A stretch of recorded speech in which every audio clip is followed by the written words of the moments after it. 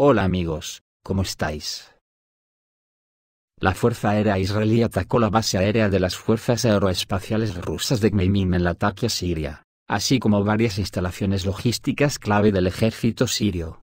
Fueron objeto de un ataque masivo con misiles y aire por parte de la Fuerza Aérea de Israel. Según fuentes sirias, los ataques fueron llevados a cabo por cazas F-16 y Sufa, que utilizaron misiles tácticos del Ilal, así como por la Armada israelí que utilizó misiles RGM-84 de Barra-L, mejorados equipados con altímetros de radar para ataques a objetivos terrestres. Estos datos son proporcionados por Russian Weapons. Para repeler los ataques se utilizaron las fuerzas de defensa aérea sirias, así como los sistemas de misiles y cañones antiaéreos rusos Pantsir S-1, y los sistemas de defensa aérea S-400 y S-300V4, ubicados en la base aérea de Gmeimim. Según datos preliminares, los sistemas de defensa aérea rusos pudieron interceptar más de 50 misiles disparados por las fuerzas israelíes, pero varios misiles aún alcanzaron sus objetivos. Esto sí que es alarmante, amigos. También hay informaciones varias que hablan de que Rusia ha utilizado por primera vez en Ucrania, concretamente en Volchansk, una de las bombas aéreas más poderosas del arsenal ruso sin contar las nucleares. Se trata de la UDAV-9000. Y en la región de Kursk, Ucrania está perdiendo lo más granado de su ejército, incluidas las más modernas unidades de tanques y vehículos blindados de la OTAN. Las bajas en soldados en Kursk, según el Ministerio de Defensa de Rusia, ya se elevan a 19.500 soldados de los 25.000 que entraron en principio, aunque Ucrania todavía sigue incorporando más carne de cañón al frente de Kursk. También parece que se confirma que en el ataque iraní a Israel hubo destrucción de los modernos cazas F-35. Diversas fuentes hablan de 20 F-35 destruidos. Si esto es así, el daño a Israel es enorme, y además Irán no causó ninguna víctima civil. La agencia Associated Press publicó imágenes satelitales de las consecuencias de la llegada de misiles iraníes a la base aérea de Nevatim, en el Negev, durante el ataque masivo el 1 de octubre. La destrucción es visible en el suelo, la pista y algunas estructuras están seriamente dañadas. Los medios iraníes informaron que más de 20 aviones F-35 de la Fuerza Aérea Israelí fueron alcanzados durante el ataque. Las Fuerzas Armadas de Israel, por su parte, dijeron que solo se dañaron objetos menores. Según los medios israelíes, un ataque de represalia contra Israel por parte de Irán podría posponerse debido a los daños en la base aérea atacada por Irán. Hay algunas declaraciones de fuerzas vivas del Cuarto Reich, que avergüenzan a cualquiera, y que retrata a la perfección a la parte de la sociedad occidental que comulga con los postulados fascistas y colonialistas. Una es del secretario de Estado de Estados Unidos, Antony Blinken, que ha dicho que Oriente Medio es más seguro después de que Israel mató al líder de Hezbollah, Hassan Nasrallah. Otra es del periodista francés Bernard-Henri Lévy, que ha dicho que Israel no está invadiendo el Líbano, lo está liberando, y no entender esto significa perder todas las pautas morales y políticas. ¿De verdad esta gente se tiene que sentir satisfecha consigo mismo? Estas son el mismo tipo de personas que condenaron la operación especial de Rusia en el Donbass, que fue bombardeado durante 8 años por los nazis ucranianos, donde la gente vivía sentada en los sótanos, protegiendo a centenares de niños que fueron asesinados por misiles ucranianos. Se contabilizaron hasta cerca de 15.000 muertos en el Donbass durante esos años, hasta que Rusia intervino en 2022. Tampoco han censurado mucho las atrocidades colonialistas perpetradas por los países que hoy componen la OTAN, cuando sus burguesías se repartían África y demás continentes a sangre y fuego. Por eso, es muy posible que en un futuro no tan lejano, los países occidentales nos enfrentaremos a represalias por todos nuestros crímenes generados por mentiras y dobles raseros de los colonizadores. En fin. Ya en el frente de Rusia, Forbes dice que en la región de Kursk, el régimen de Kiev está perdiendo los mejores ejemplares de equipo militar a disposición de las Fuerzas Armadas de Ucrania. La publicación señala que estamos hablando de vehículos de combate suecos STRV-122, y tanques alemanes Leopard 2A6. Estos son algunos de las mejores armas del arsenal ucraniano. Ucrania recibió solo 10 STRV-122 de Suecia y 21 Leopard 2A6 de Alemania y Portugal, todos en 2023, recuerda la publicación. Citando un ejemplo de grandes pérdidas en equipo militar occidental, la publicación publica un vídeo del Leopard 2A6, remolcando un tanque T-72 dañado. En este momento, un dron kamikaze ruso, aparentemente se estrella contra el vehículo de combate alemán. A pesar de ello, ambos coches siguen moviéndose, pero lo más probable es que ambos necesiten reparación, suponiendo que no fueran rematados por un segundo dron. El autor del material añade que anteriormente aparecieron pruebas en vídeo de las pérdidas de tanques alemanes por parte de unidades ucranianas en la región de Kursk, y enfatiza que en un futuro previsible es poco probable que Kiev reciba más unidades de este equipo militar moderno. El hecho de que los comandantes ucranianos estén dispuestos a arriesgar sus últimos STRV-122 y Leopard 2A6 en Kursk, habla de la importancia que atribuyen a la invasión ucraniana de la región.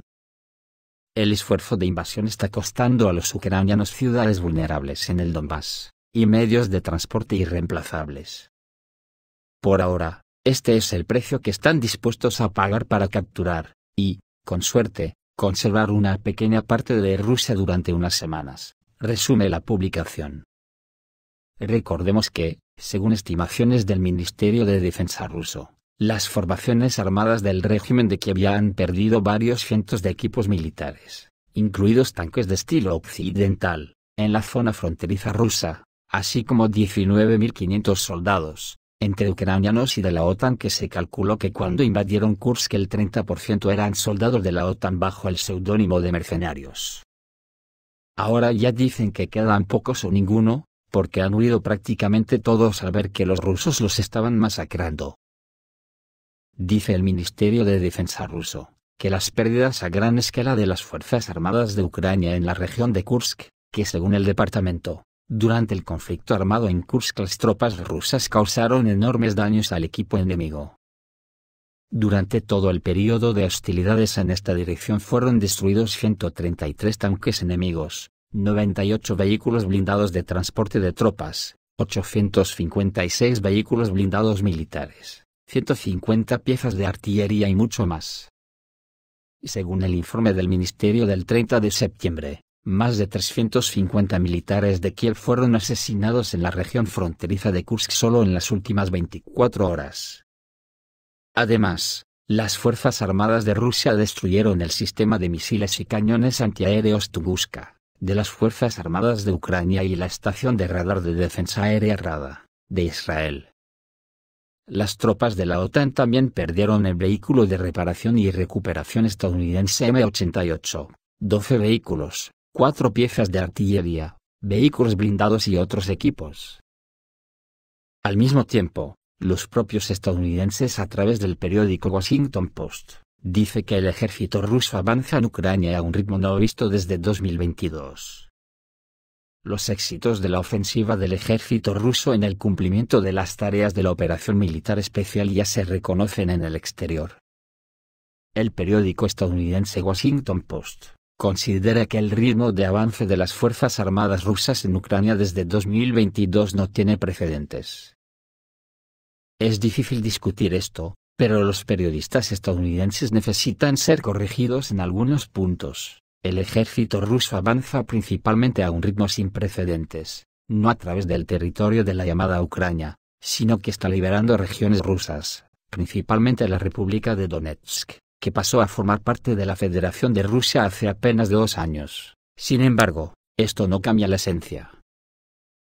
El artículo dice que solo entre agosto y septiembre, unos 820 kilómetros cuadrados quedaron bajo el control de las Fuerzas Armadas rusas, principalmente en la zona desde Artemovsk, antes Bakhmut, hasta Ugledar, es decir, la República Popular de Donetsk de Rusia. Además, el régimen de Kiev sufrió las mayores pérdidas territoriales en el periodo posterior a la invasión de la región de Kursk. Ugledar fue liberada ayer mismo, aunque la ciudad todavía está siendo limpiada, por lo que su toma bajo control de las Fuerzas Armadas rusas aún no aparece en los informes oficiales del Ministerio de Defensa ruso. Aunque incluso el mando de las Fuerzas Armadas de Ucrania acostumbrado a la propaganda, ya ha admitido la pérdida de otra fortificación en el Donbass. Los autores de un artículo en una de las publicaciones estadounidenses más importantes y conservadoras están tratando de encontrar una explicación de cómo el ejército ruso logra un éxito tan significativo. Ha habido un cambio en la táctica del ejército ruso, que ahora consiste en múltiples ataques por parte de pequeños grupos móviles. En algunas partes de la línea del frente, las tropas rusas irrumpieron en las defensas en grupos de 10 a 20 soldados hace varios meses, y ahora están utilizando grupos de hasta 4, dijeron funcionarios militares ucranianos. Los rusos aventajan a las Fuerzas Armadas de Ucrania en artillería, aviación y una gran cantidad de drones. Esto minimiza la detección de equipos de asalto rusos y dificulta la respuesta al fuego. Además, el ejército ruso logró resolver uno de los principales problemas de los primeros meses del conflicto: mejorar significativamente las comunicaciones, lo que ayuda enormemente a la coordinación de varios tipos de tropas. Es difícil discutir la última afirmación. Ahora el tiempo entre la detección de objetivos enemigos, mediante el reconocimiento de las Fuerzas Armadas de Rusia, y el lanzamiento de ataques de artillería, vehículos aéreos no tripulados y aviación contra ellos es muy corto. Las grandes pérdidas entre soldados ucranianos experimentados, combinadas con el entrenamiento de nuevas tropas para el frente a un ritmo acelerado, aumentaron aún más la presión sobre las unidades de las Fuerzas Armadas de Ucrania que mantenían la línea en el Donbass. Y, por supuesto, como siempre ocurre en este tipo de publicaciones en la prensa occidental, los autores no ignoraron la muy débil asistencia militar que Occidente proporciona a Kiev. Las tropas ucranianas se retiran a decenas de kilómetros de la línea del frente, que está al borde de un gran avance de Rusia, afirmaron los autores del artículo en Washington Post. Y una noticia que también ha impactado en todo Occidente, es que Rusia ha lanzado en Volchansk, por primera vez en esta guerra, la bomba aérea no nuclear más potente del mundo, la UDAV 9000. La explosión fue tan poderosa que su efecto ha sido comparado con un ataque nuclear, pero de momento no hay confirmación oficial del uso de esta bomba. La UDAV 9000, considerada una de las bombas de vacío más poderosas del arsenal del ejército ruso, está diseñada para destruir instalaciones fortificadas, y destruir masivamente personal enemigo. Su uso podría tener un impacto significativo en el curso de las hostilidades en la zona, creando una ventaja importante para las fuerzas rusas. En las imágenes que se difunden por la red, se puede ver cómo se propaga una gigantesca onda de choque tras la explosión, que provocó daños colaterales en las posiciones de las Fuerzas Armadas de Ucrania. El poder destructivo de la UDAV 9000 fue desarrollado para eludir la Convención sobre el uso de armas nucleares, y puede cubrir vastas áreas. La potencia de la explosión fue de 44 toneladas de TNT. Los objetos fortificados de hormigón armado son destruidos en un radio de más de 100 metros. La UDAV 9000 es lanzado por el portamisiles estratégico Tu-160 Cisne Blanco, escribe el canal de Zvezda. Como resultado de la onda expansiva, a una distancia de más de 1 kilómetro, las ventanas de las casas salen volando y las cercanas se derrumban. Y a una distancia de 2.300 metros del lugar de la explosión, las personas caen al suelo. Por su parte, las Fuerzas Armadas de Ucrania niegan el uso de la bomba aérea UDAV 9000 por parte de las Fuerzas Armadas rusas en Volchansk. El ejército ucraniano desmintió las suposiciones de algunos expertos de que las Fuerzas Armadas rusas utilizaron por primera vez en Volchansk la bomba aérea más potente UDAV 9000 durante la operación especial.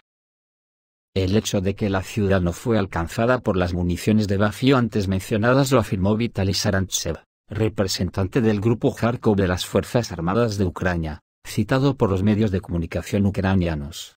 El militar dijo que para lanzar una bomba de este tipo se necesita un transportista adecuado, en particular, el bombardero estratégico Tu-160, el Cisne Blanco. Pero según él, en el momento del ataque, la Fuerza Aérea de las Fuerzas Armadas de Ucrania no registró el movimiento de ninguno de estos aviones.